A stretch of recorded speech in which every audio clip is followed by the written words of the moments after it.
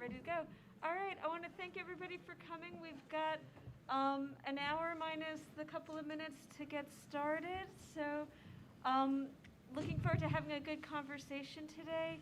We originated this idea just thinking about how we've been trying to build environmental justice into different aspects of our curriculum. And so we're going to spend the first few minutes just rotating through and talking about some of the specific actions that we've been taking, starting with Dr. Boone, and then we will just turn over the rest of the time for questions. We're looking forward to having a really nice conversation, so thank you all for attending.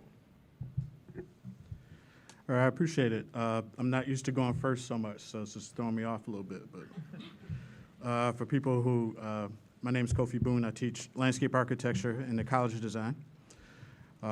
That image I shared this morning from our Princeville workshop in 2017, and we'll share a different layer than what we talked about this morning, which is Princeville, the first town founded by free blacks in the United States in 1865, about an hour away from us, on the banks of the Tar River, that experienced catastrophic flooding repeatedly, but most recently in Hurricane Matthew, and how a group of us under the Hurricane Matthew Disaster Recovery and Resilience Initiative teamed up to try and work collaboratively with this community to develop resilience strategies. And I'll give a tip of the cap to my colleague, Andy Fox, who leads the Coastal Dynamics Design Lab, who's been doing amazing work, following up 5 years later with amazing things happening in Princeville, but simulates the situations that we want to make more common in our research practice, collaborative community-based research that follows community direction and challenges us as researchers to develop the tools and the data and the needs to help advance community needs. But, you know, just, and also in the class environment. So we have started an environmental social equity and design course. It's in its 7th year, I guess, now in the college, which tries to expose all of our students in design to principles of environmental justice as well as social equity. So we've been trying to do a few things and got some discretionary funding last year to start a lab to focus on environmental justice issues in the college. So we're in the process of ramping that up. But briefly, it's a topic that North Carolina has a unique position in because the birth of the mainstream environmental justice movement happened nearby in Warren County with PCB landfill protests in 1982. And it's a legacy that we have not fully embraced and acknowledged as an asset university-wide, that there were people from NC State and people from across the state who were instrumental, particularly academics, who started to develop some of the methodologies we take for granted now in environmental justice research, the geospatial analysis of understanding the demographics of communities, the time-based analysis of the accrual of toxics and hazardous materials. And, you know, there's different models of assembling those two key components, but if not for academic participation in that and other movements, we wouldn't have the language that we use now that has now gone beyond even toxics, but deals with, you know, unequal access to open space, exposure to climate risks, you know, a number of other factors around the world. So we've tried in the college incrementally, bit by bit, and through the Office of Sustainability here in NC State, it's provided an opportunity for us to pull things together. But this is just an indicative image of that kind of work. Am I going next? Hi, my name is Madhusudan Katti. I'm in Forestry and Environmental Resources. And what Jen and I are going to talk about is this new project that we've started with funding from the USDA NEFA National Needs Fellowship Program to establish a new cohort-based program for PhD in environmental justice. There's not too many of those kinds of programs, I think, so this is a unique opportunity that we got funding to do. And the funding is entirely in terms of fellowships for the students. We have 3 years of funding for the students, and the model we have embraced and decided to implement is, of course, environmental justice is inherently interdisciplinary. And we recognize also that, I mean, I do interdisciplinary research in urban ecology and have learned to work across disciplines after my PhD. I got training in evolutionary biology, and a lot of the interdisciplinary training has come in my postdoc and faculty years, learning on the job, and I know how challenging it can be. So what we want to do is try and provide opportunities for students to learn to do it at the graduate school, the PhD level, so they can learn from some of our failures, I guess, and also develop the broader thinking and skill set to be able to translate across disciplines, to be able to communicate across disciplines, and also to start thinking in terms of how to design and implement transdisciplinary kind of projects that are necessary for environmental justice, while also learning to work with communities, because environmental justice inherently has to be community-based and community-driven. So it's an ambitious program, especially thinking of a 4-year PhD. But we've got a number of elements that we've been working on, and our team is meeting weekly. We have, at the moment, it's myself, Dr. Richmond Bryant, and Dr. Shafni Grays, who couldn't be here for the panel today. And one of the things we've decided early on is that we also want to try and, because it's interdisciplinary, we come from different disciplinary backgrounds.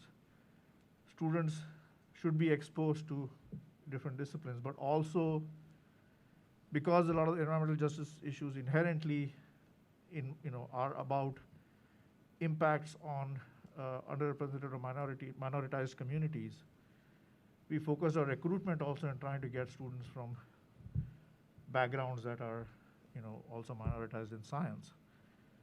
And after almost a year, I think, going back and forth through this pandemic, recruiting students, we recruited 3 students, all here women, 2 African American, 1 Hispanic, and we'll start this program this summer. And our plan is to start with, and I think, are you going to go to the course details? Yeah. So a core element, the way we designed this cohort model is the 3 students are coming in at the same time. They'll work as a cohort, and the faculty advisors are also going to work as a team.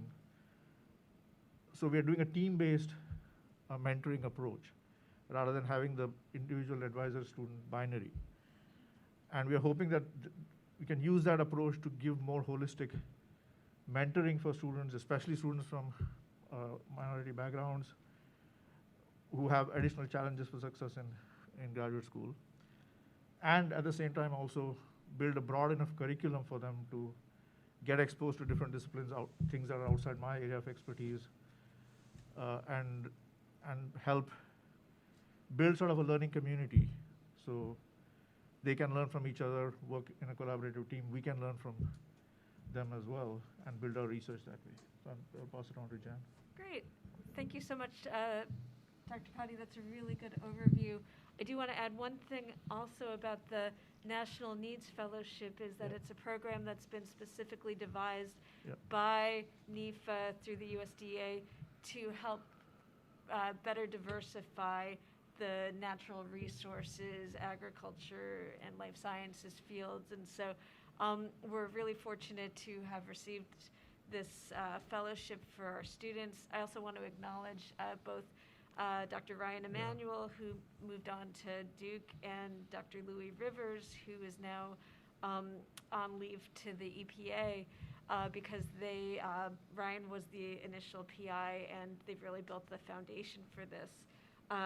Louis, in fact, is a sociologist. Yeah. And so a lot of the core thinking as we were planning this program out was to try to develop multiple competencies. So we want every student in this program to have key technical expertise. And so you can see, based on our diagram here to illustrate the educational process, that each student will follow their specific interests in terms of how they want kind of I don't want to say a scientific, more of the technical background, the physical or natural science side of it, to follow, whether it be looking at biodiversity and ecology or water quality or air quality. So to have that kind of fundamental training, and in tandem with that, have social science training. So right now we're working with Dr. Grays in particular, because she has a very strong scientific social science foundation, to work on developing a core social science side of it, so that the students have training in community-based participatory methods and understand the importance and the process of going in and ascertaining community needs and designing research that suits the articulated needs of the community rather than just what we as researchers see.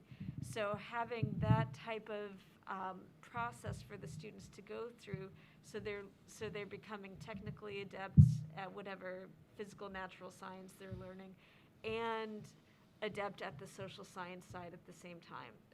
I share with Dr. Kadi that kind of deficiency where in my training it was all about air quality and modeling, and then after the fact you sort of, in my career, have kind of learned through practice some of the social science skills, but I would say that my foundation is really rough. And so I wouldn't want to entrust myself with training students in this way. So for this reason, we're identifying areas in the curriculum that are offered through NC State as well as other institutions through the Triangle to really try to build that foundation in our students. So the first couple of years will involve this curriculum building. The last piece of the curriculum is this developmental seminar. And we also think that that's going to be an important piece, and actually one that's going to be open to other graduate students as well if they'd like to partake. But the idea is that we have a 1-credit seminar that follows the students throughout the process so that they have a place to try out reading journal articles and discuss them and analyze them, so that they have a place to just lean on each other. And so a lot of the planning that Dr. Grays is putting into that process is really to develop the social support side of that seminar, so that it's really creating a cohort, not just in terms of having 3 students go through this process together, but that they really develop that kind of intertwining support system for each other as they go through. So that'll take place for the first 2 years. The students are coming in May, largely because we have to get them on the books before before July 15th, excuse me, to get them, to get the funding. But then the last 2 years are going to be independent yet collaborative research activities. So what we hope to see is that as the students decide where to focus their research, and the National Needs Fellowship actually leaves that somewhat open, although of course we're thinking about some ways to try to offer them options to help with their choices. But our hope is that they can essentially work to collaborate, bringing in different aspects of the natural sciences and build on their common foundation in the social sciences to move through this process together. The 3 students that we've recruited, one has a really nice ecology foundation, one is very interested in water quality, and one is very policy geared, and we're kind of hoping that bringing these interests together, we may try to look at a common problem so that they can sort of see the multidisciplinarity of it and all be working from the same social science framework to engage the community at the same time. And with that, I'm going to pass it on to Dr. Cutts. Great, thanks. Can I, this is convenient because I see a lot of familiar faces in the audience, but can I just get a show of hands who knows what environmental justice is? Okay. Byron, glad to see those hands going up. Okay, so environmental justice, as many folks on this panel has alluded to, has a number of different definitions and roots throughout history, particularly in the United States. Can I get a show of hands who thinks of environmental justice as maybe a subdiscipline of environmental science? As a social science? As a policy science? As a geospatial science? Oh, I knew Rachel was saying would go up. As a transdisciplinary area of study. Yeah, so transdisciplinary means that knowledge sources from traditional research scholarship and from different populations that have conventionally been outside of the research enterprises come together to create innovation. And I've been thinking about this a lot when negotiating the pathways of the graduate students I mentor, both officially and unofficially here at NC State.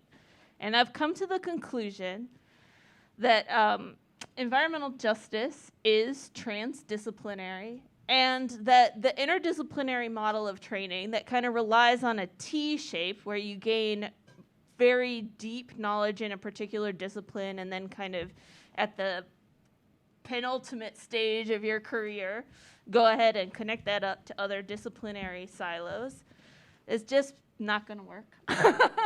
Because so many of those disciplinary silos are rooted in a cisgendered, male, white, Anglo way of knowing and thinking about the world.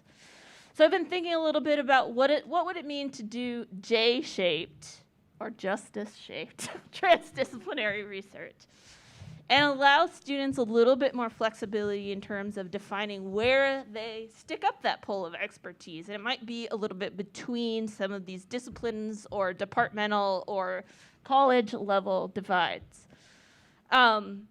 Now, it turns out that is a very hard sell here at NC State and in North Carolina in general. But it's so important, right, to thinking about our legacy as an 1819 land-grant institution founded on lands, unceded lands from indigenous groups, not only here where our campus is located, but also in the West where lands were appropriated to land-grant institutions for sale and kind of wealth creation at these college landscapes. And if you need more information on that, I got receipts. Yeah. So thinking about this together with Opong Mung, who is that his last name? Who has recently left the university, Louis Rivers, who's on leave from the university, and Ryan Emanuel, who's left the university. You might be noticing a trend here that's a little concerning, right? Yep. And Dr. Shafney Graves, who's just been invaluable as a source of support and resources on larger racial and ethnic gender identity formation among college students along the way. As well as with these students that I've been mentoring, is that the community for environmental justice scholarship is really diffuse across this campus. There's tremendous pockets of energy, enthusiasm, and excitement. If you go to see what Kofi and his colleagues are doing in the College of Design, it's incredible. If you see and have heard about what my colleagues here in FER, or in my home department of PRTM, or in our administrative leadership, not to pander too much, here in the College of Natural Resources have done through their personal careers and are leading us toward, it's incredible. But to bring all of this together is challenging. And so when graduate students here at NC State decided that what would really be helpful for them is an institutionalized format for acknowledging and finding these resources, it was the least I could do to work with them to start to bring together my knowledge from these different areas of campus with their interest in creating an environmental justice certificate. So the idea of the certificate is very similar to the national needs. The idea is to open it to campus. The problems in making that happen are why I'm here today, asking for your help to find champions of this program, to find opportunities to bring in faculty and teaching staff who are able to consistently deliver just a couple of key courses in this area that would be open to both current students and, if we go forward with the vision the students devised, to also include environmental justice activists and advocates in the certificate program so that their expertise in community organizing can be credentials in ways that is currently not showing up in their professional resumes. So this draws actually on, I kind of was not a nickel and dimer beforehand and before I came to NC State, but actually the research from former master student Ray Person, working with Dr. Myron Floyd and others, kind of convinced me that this credentialing really matters in terms of the advancement of people negotiating environmental workplaces or places where they can do environmental work and are doing so from identities that are traditionally underrepresented. This is borne out as well in recent scholarship by colleagues Jonathan London and Jill Harrison, who interviewed former environmental justice activists who went to work in government agencies that were conventional environmental agencies. So if we think about the room for improvement, the way to both recognize and elevate the work that's already going on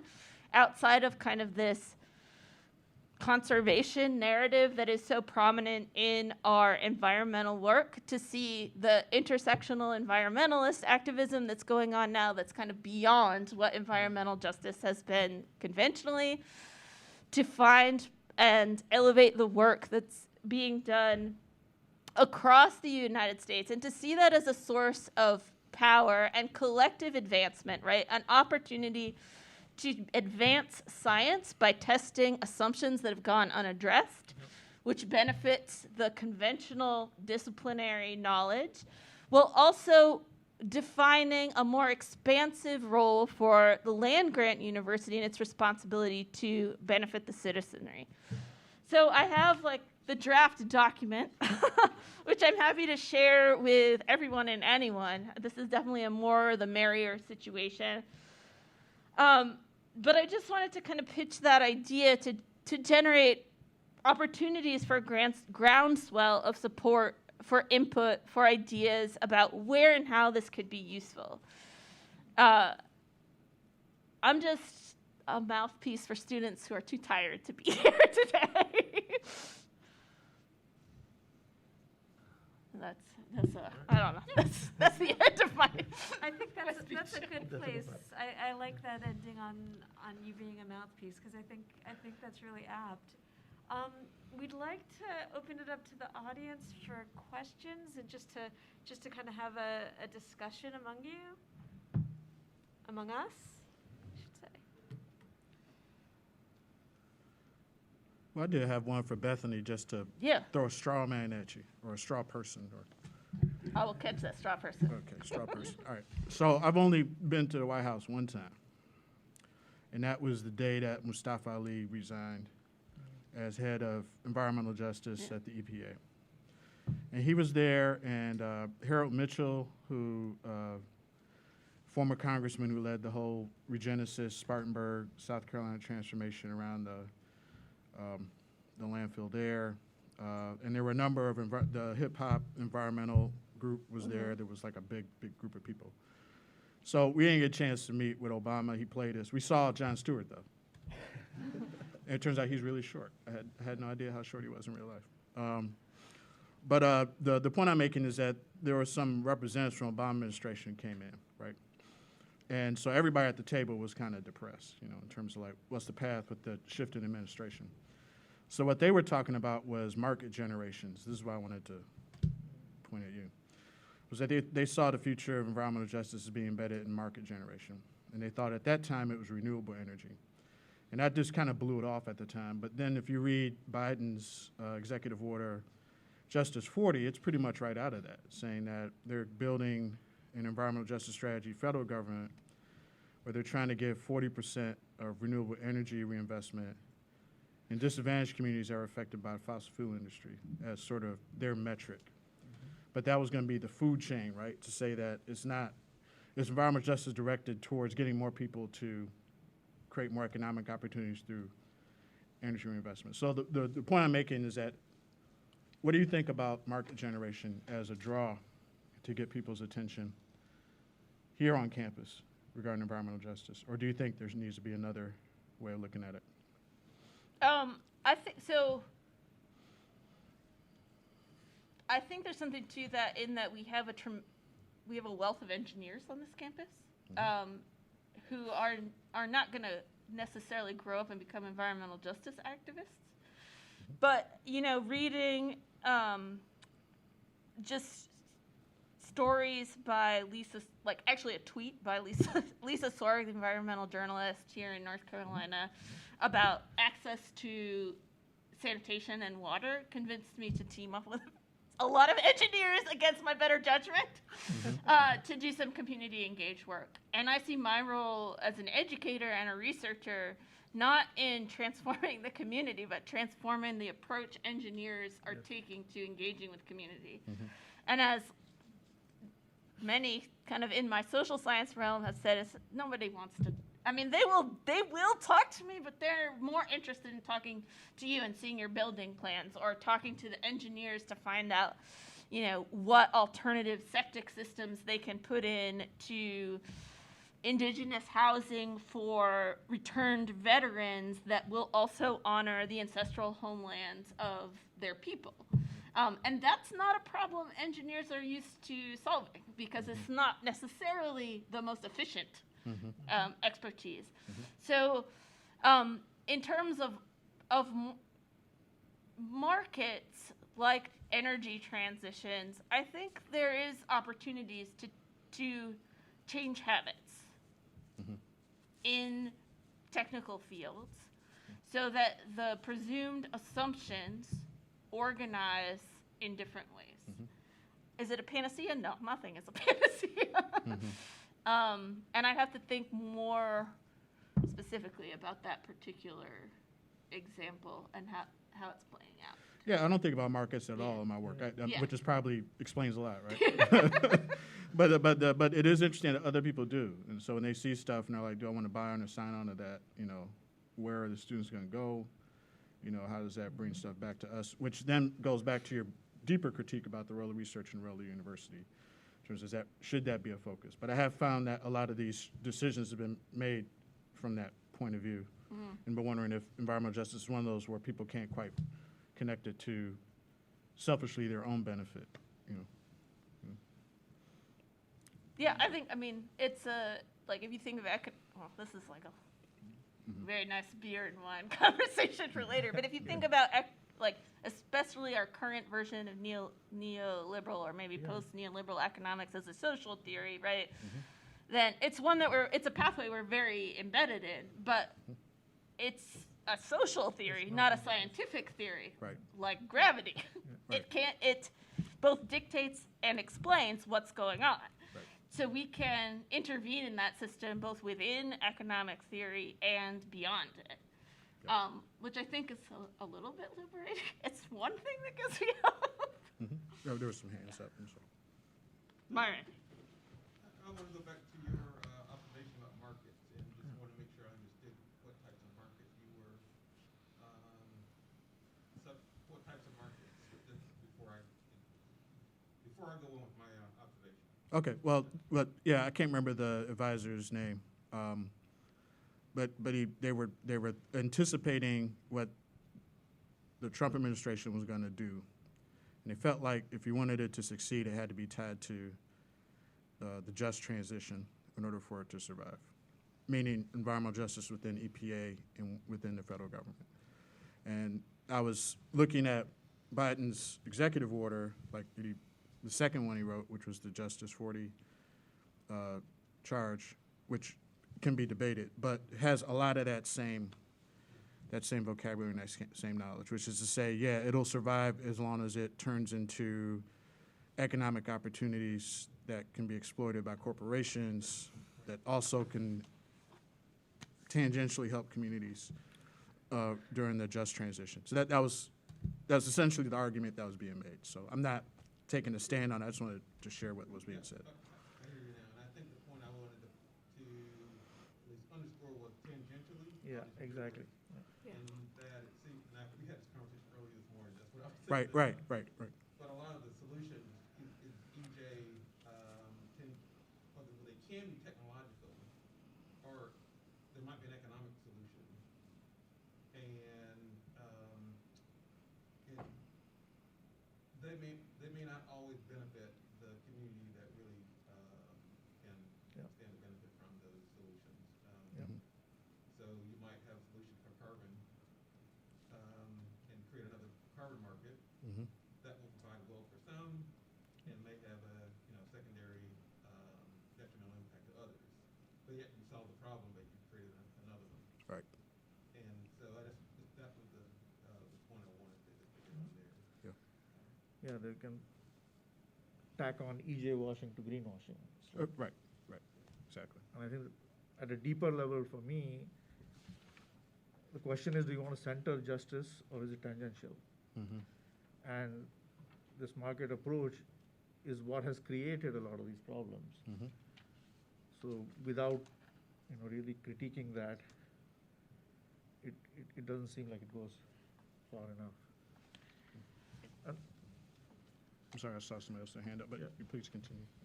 Yeah, I was curious that market as well. They're very different. So my understanding is you're recruiting 3 incoming PhD students. Yeah. Mhm. Identify them by July 15th. Make sure you get them. So I'm curious about the marketing to potential graduate students. So how is this program and the education and opportunities that they will receive, how and who is it being marketed to, and you already have a sense of that and the uptake and who's responding to it? First of all, we had a challenge with that initially also because we got this funding a year ago in the middle of the pandemic. So graduate applications, recruitment, all of that was challenging.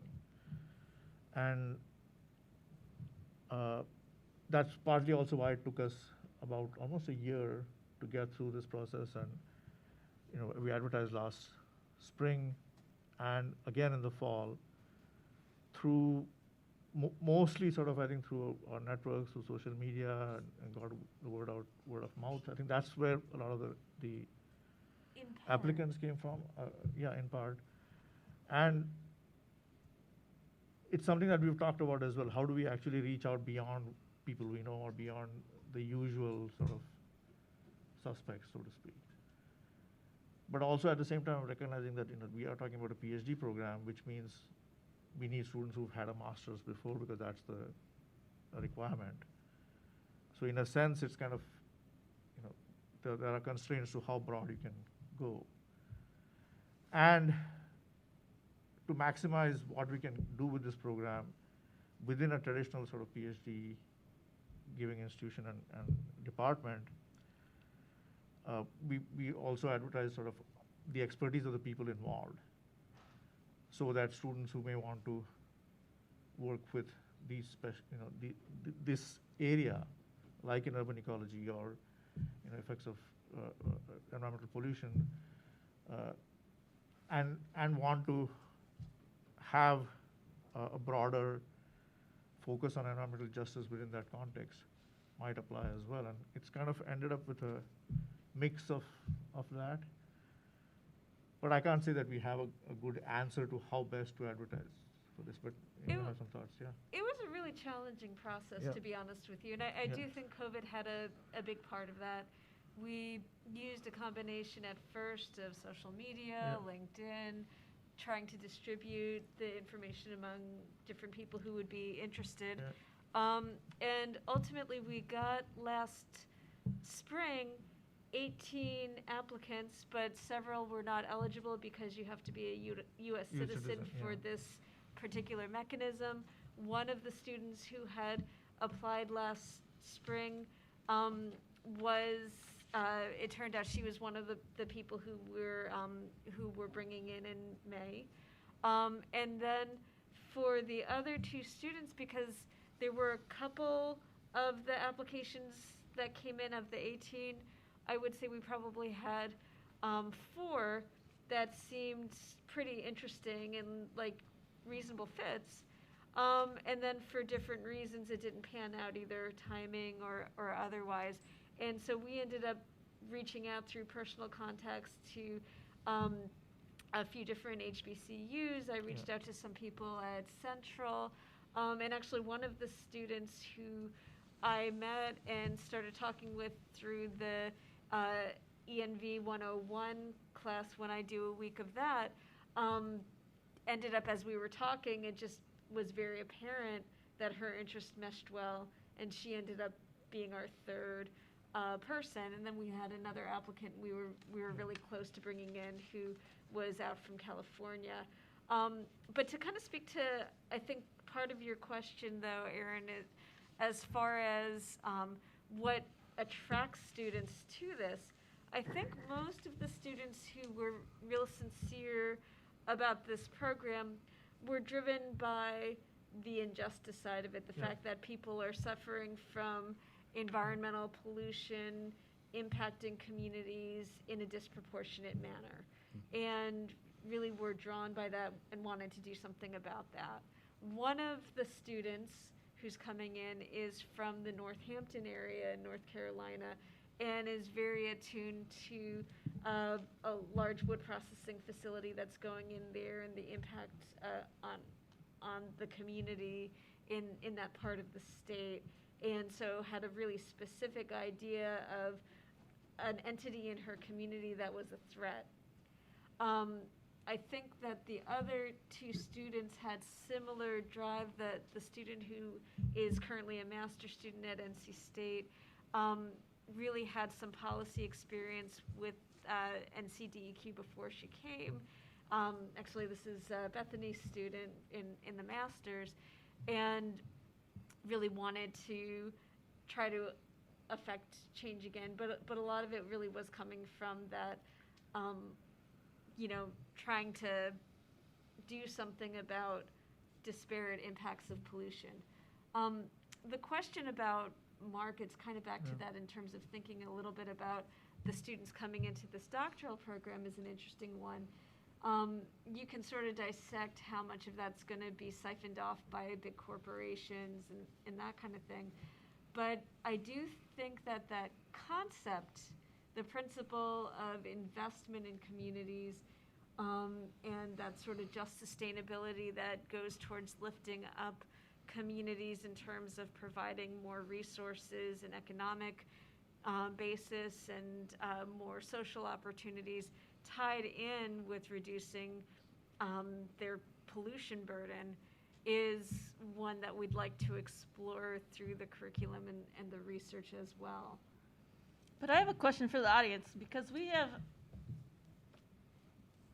you have collectively a lot more power than the 4 of us. Yeah. Yeah. Kofi's getting some power. He's got his startup fund, and he's just a general badass. I just got the grayest hair on the You two panel. have a that's all. grant that's awesome and will expire, but it's not institutionalized. But I see administrator, admissions. So how can we make this institutionally solvent? How can we make this work from the perspective of NC State, so that so that students in the state of North Carolina, our 2 main groups, are well served? And I see Erin too, administrator. Perfect. The meeting I requested is here. So how are we? I mean, seriously, like I'm not a nice Southern lady. I don't know how this works. I fill out the forms. I put in the course management system stuff. But I'm asked to teach courses, there are other competing priorities. So, what does it take institutionally to believe that environmental justice is an area of innovative scholarship an area of innovative service to the people of North Carolina and worthy of elevating to, since most of the power I see is within the College of Natural Resources, maybe a College of Natural Resources priority, but certainly, but hopefully a priority that also serves students in the College of Design and reaches students in the College of Engineering and other places where the cohort kind of contingent, the ability to see other students within a predominantly white institution focus, find community around environmental issues, local, national, global, and also from a base of thinking about justice as a key tool for inquiry and discovery. Can I just add something to that? Because as you were talking, it seems like one of the things that's really troubling, and we talk about this all the time, is this issue with the principle of environmental justice, where you want to go in, and this is really what we want to teach our students, that we're not just there like, here, let us measure you, let us study you, then we're going to leave and write our papers, and that's it. We want problems to come organically from communities. We want to be able to act as servants to those communities, essentially, so that when we do our work, we're learning what is the priority of community members, and we're trying to take that into the way we perform measurements, the way we analyze data, and the way that we empower communities with that. But then we're stuck with this funding model where it's like, okay, we've got a grant for 3 years, we need to show priorities, and we need to have this community on board and write all their letters to show how they support it. And it's like it becomes kind of extractive. And so one of the things that not that we have any answer, but that we kvetch about a lot, I'm also not a Southerner, but that we really kind of pains us, is this discrepancy between what we feel is the right thing to do and the way that our hands get tied up by these funding models. Ideally, and I guess since Bethany opened the box and all the administrators are in the room together, say that this is something that would be great for us to continue to really think about how to change that model. Yes? So I think an interesting thing to consider is the fact that NC State is actually kind of in an ideal position to kind of to address those concerns, especially with the prevalence of engineering education, which is something that's relatively unique among the biggest institutions, the biggest institutions of higher learning in North Carolina. And so I think it would be interesting to generate a partnership between engineering and engineering education and in an effort to address these problems, including one option could be the partnership between, I speak as an engineer, I'm probably the only engineer in the room. Well, that makes three of us, but I think it would be interesting to sort of exploit that and create a partnership that allows us to better serve North Carolina, serve the surrounding communities, and find ways in which we can do the most good together.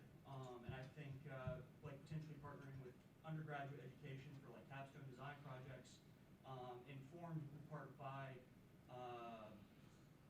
the work that's done in your respective areas. I think that could be really, really interesting as a way to be more transdisciplinary and find approaches to solve these problems together.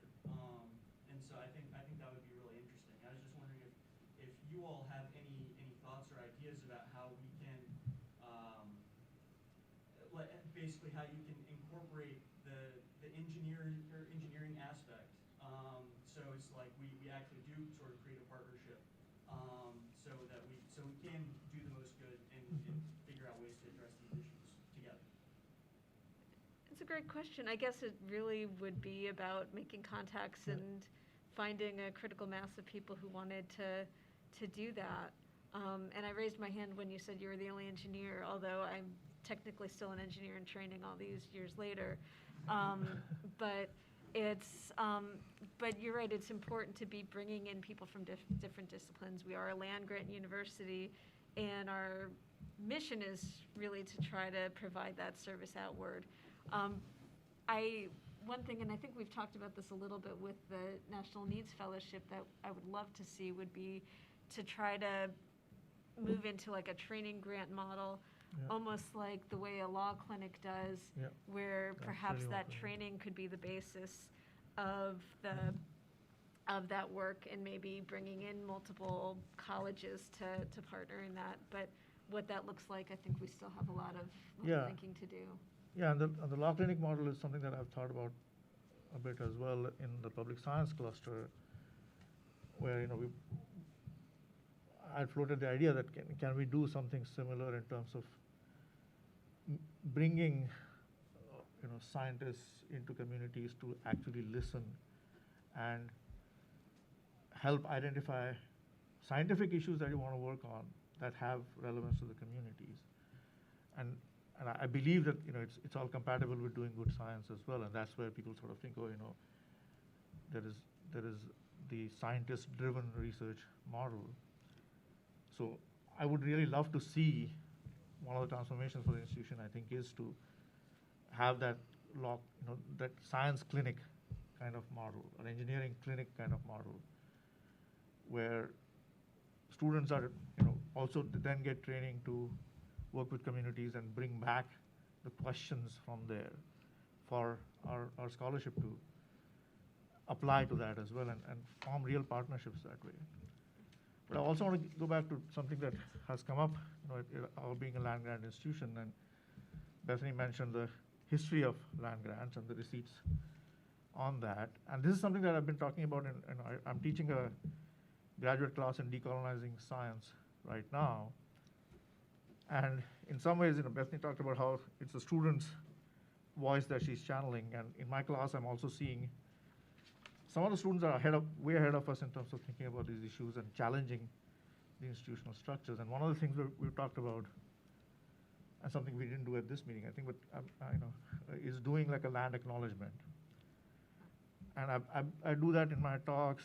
We had a whole class discussion in the first week on the question of how much of it is performative versus what is genuine acknowledgement. And one of the things points we landed on is that as a land-grant institution, we are essentially actually sitting in a monument to colonialism and oppression. Yes, the land-grant institution it has a mission to serve the people of North Carolina, but if you really look at what constituents are being served and how much we're engaging with the real issues for people, it's not doing that good a job. But fundamentally, the markets issue as well as this sort of land-grant institution issue, I think we have to grapple with this inherent contradiction of trying to talk about challenging or giving justice in institutions that are fundamentally founded in injustice. Right? So that's something that I think I try to, and it was great that it actually came up in discussion with the students. So I think we have to also be, as gray-haired professors here, realize that the generation of students coming in are actually, in some ways, much more attuned to these issues and are already thinking intersectionally and in transdisciplinary kind of ways. So it's a challenge for us to also to think outside our own disciplinary silos and meet the students where they are, rather than end up losing them. Great. Great. There's a couple of questions. Yeah, so administrator. Okay, there you go. I'm a neuroscientist too. I do a lot of neurotoxicology. So in thinking about what you just said and then the discussion with engineering, I think there's a lot of opportunities to partner. I mean, we train toxicologists and the students beg for training and community engagement and don't know how to get it. I got a list of classes. I'll send it to you. I think there's a lot of opportunities here to do these things across disciplines. We train all the chemists. We don't train chemists to think about what their chemistry is doing to people or the environment. Just incorporating like a one-credit course for ethics and chemistry would have a huge impact. Even if the student doesn't say they're interested in environmental justice per se, I think about it as a synthesized a new molecule, what did you just synthesize, right? That kind of thing. Mhm. Another way to think about this and going forward is thinking about this in some ways like a, so if you do an MD PhD program, you take 2 years of medical school, you go off, you get your PhD, you go back, right? Mhm. What if we have a chemist who's interested in environmental justice? They get a master's in chemistry, they come in, they participate in a very enriching program like this, and now you've truly cross-trained, transdisciplinary trained, a hard STEM scientist, right? Well, that's So kind of I the think just there's a lot of ways yeah. we could do this. the model the students worked on for the certificate is very much that. There's 2 semesters of an EJ community of praxis, which is just kind of digest like a readings with other people interested. A semester, we'll see, of environmental justice and decision making, which was a course Louis Rivers was offering. A semester of elective in some sort of identity or policy course, and a semester of environmental research, which could be whatever the discipline is of the student. But the idea is to take that experience back to the community of praxis and kind of turn around the assumptions of your discipline. Yeah, this has sparked 2 thoughts. One is one of my good friends is Vernice Miller Travis, who was the founder of We Act in Harlem, which was one of the pioneering environmental justice organizations, who started out sort of dealing with it using, community nonviolent direct action tactics and disruption. And she has a great video as a part of the EPA's 20th anniversary environmental justice series, where she talks about she reached the limit where she felt like she wasn't being effective anymore and had to develop other skills and tools. So she went to planning school and got a degree in planning, and now has sort of the heart of the activist, but the technical skill set of the expert, like in one body. Mm-hmm. And I'm wondering if going after relationship building and opportunity building with people who are frontline folks to see what technical skills they need or require Yep, in order to move forward is a different strategy than, say, people who are already in the academy. So this is the, But Yeah. want to get that. But I can hold the second point, but go ahead. But Yeah. I was going to say in terms of a strategy, because the North Carolina Environmental Justice Network is one of the few statewide networks left in the country. New Jersey has one, and I think there might be one for part of California. But that's it. But they have a very strong network. A lot of folks are based at UNC. they just realigned their organizational affiliation to partner more strongly with Shaw University. Yeah, so this is the other part I was going to bring up was, the UNC system is 16 universities and there are HBCUs in there. We very rarely talk about them as a part of our system. I guarantee there are a lot of people who have grown up in situations where it's a lived experience. So the ability to reach out to NCA&T, which also has engineering. And also has an EJ certificate, and we've been in discussion about how to make these co-constructive instead of competitive with one another. Yeah, so that's an important thing, is that it'd be great if we had something that, was NC State in terms of ownership, but we have the advantage of a system that we don't fully exploit all the time. Mm-hmm. And so I'm wondering if that's another way to go. Yep, and I talked to Aaron Sills at one point about that opportunity, and in conversation with the A&T leadership, we kind of decided, get both off the ground and then see how they're working to do the UNC system thing as the next step. Because this is pushing a big old boulder up But the hill, other one, isn't it? the other one is that I think a lot of people associate the topic with grievance unless they're informed. Yeah. Like, you're against this, but what are you really for? Yep. Right? And, I learned that through the Keenan Collaborative Partnership, there were folks from UNC and Duke and here. And we got a bunch of money to try and look at environmental justice stuff, and we decided the best thing we could do was invest in and stand up a nonprofit in a community in northeast central Durham, which is now Communities in Progress, led by Cameron Smith, and just basically be their technical support. But what it did was that it grounded everything we were doing in a community-driven effort and helped us understand we didn't have to know it all or do it all. We had to bring our best expertise to their place, and it was just naturally kind of situated. And I found that to be useful because we brought students through there, we brought other folks through there, and it's one thing if they hear us as faculty members talking about it. It's another thing when they experience and engage directly with community folks, but not with our expertise and our technical input. So I'm wondering if, as much as it can facilitate on-the-ground stuff, following existing community environmental justice organizations focused on positive change, if that's a different kind of messaging than we usually give regarding what environmental justice is about. You know? Yeah, I think that's a great point on the followership, right? Because right now, even with this, it's like learn a technical skill set and then you get some community experience. No. That's not, Yeah. no. It actually is inverted, you know. Martine? I think Dr. Brand mentioned the disruptive system of funding, and I was also thinking about how we can, about science communication, and in general, the results they come at the end. So, and then after that, maybe there is no time to talk with the concerned community. So I think it's another way of maybe engaging students.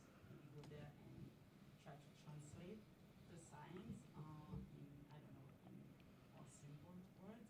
But also I would like to learn. I know that Dr.